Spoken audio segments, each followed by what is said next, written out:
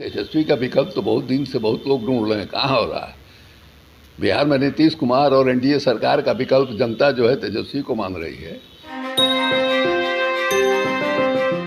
बिहार विधानसभा की 2 सीट तारापुर और कुशेश्वर स्थान पे उपचुनाव हो रहे हैं और महागठबंधन की बात की जाए तो 2 बड़े दल जो है आमने सामने मैदान में है, राजद और कांग्रेस।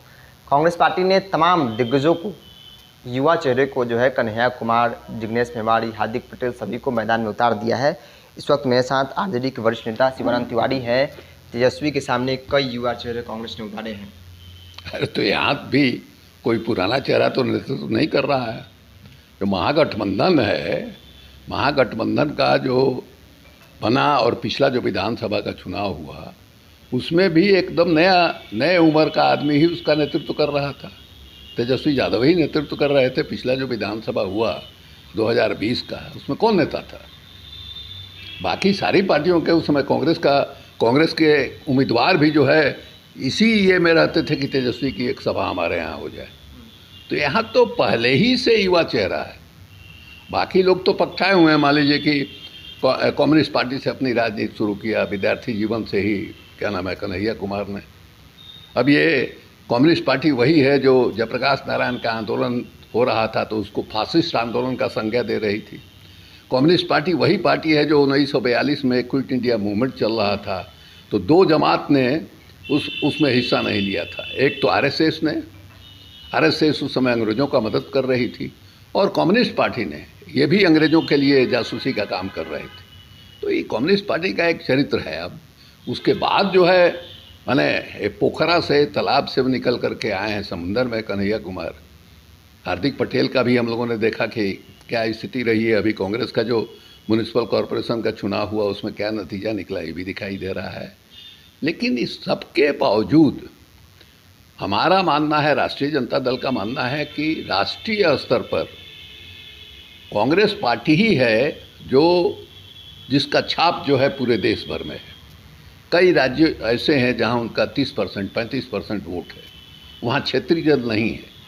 तो ऐसी हालत में कांग्रेस और भारतीय जनता पार्टी ही आमने सामने उन राज्यों में करेगी, उन इलाकों में करेगी जहां क्षेत्रीय पार्टियां नहीं हैं। तो हम ये मानते हैं कि कांग्रेस पार्टी, हम लोगों ने इसके पहले भी ये कहा है कि कांग्रेस पार्टी ही एक ढंग से राष्ट्रीय पार्टी है जिसके नेतृत्व में भारतीय जनता पार्टी से मुकाबला किया जा सकता है। लेकिन दिक्कत कहाँ हो रहा है?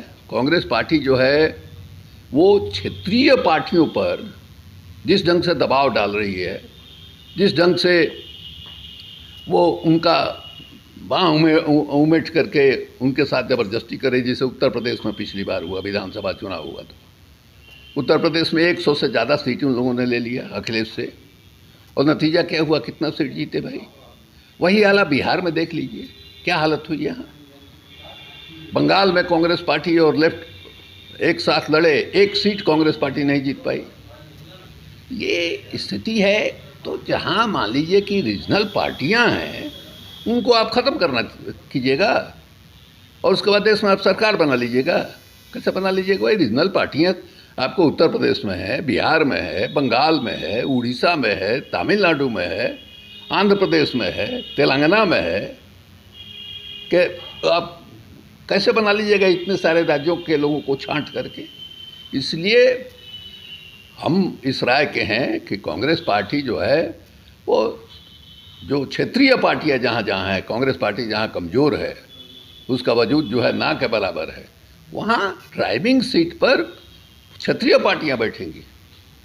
और आपने जो है पिछले चुनाव में जिस ढंग से व्यवहार किया, अब 70 सीट ले लिए और पता लगाइए कि कितने सीट पर इनका दुग्गी तिग्गी नेता जो है भाषण किया है। राहुल गांधी आए, 4 दिन 6 या 7 सभा उन्होंने किया। आप सीरियस कहाँ हैं भाई चुनाव लड़ने के लिए? नहीं, वो कहते हैं 70 में से कई सीटें जो है हम जीत नहीं सकते। भाई ठीक है, ये क्राइटेरिया क्या, आप कितना गंभीरता से लड़े। जितना मान लीजिए कि आपको 20 सीट मिल गई हारने वाली, 50 सीट पर आप गंभीरता से लड़े।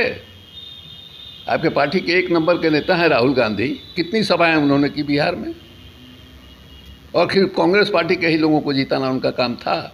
हमको मदद करना यहाँ काम नहीं था। तो कितने सीटों पर आपने सभाएं की? 6 या 7 सभा किया उन्होंने। उसके बाद चले गए कहाँ, शिमला या कहाँ कश्मीर या कहाँ चले गए। ये स्थिति है। इसलिए जो बढ़ करके जो बात लोग कर रहे हैं, सबको धरातल पर मैंने विचार करना चाहिए क्या स्थिति है।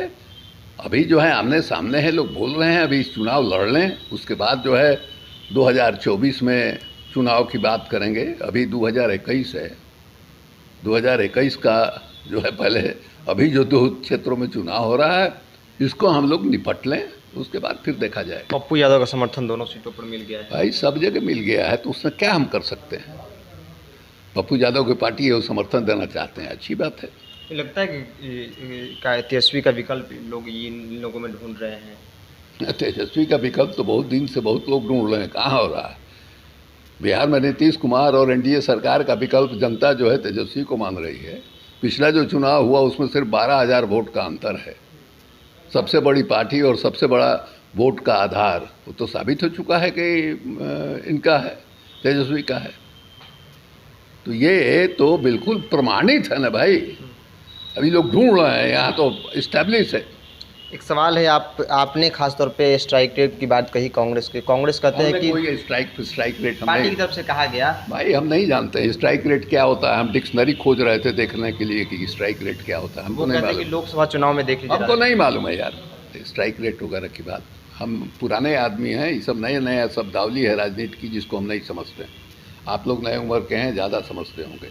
चलिए, शिवानंद तिवारी थे जिन्होंने तमाम सवालों के जवाब दिए। फिलहाल के हेडलाइंस बिहार के साथ। नमस्कार।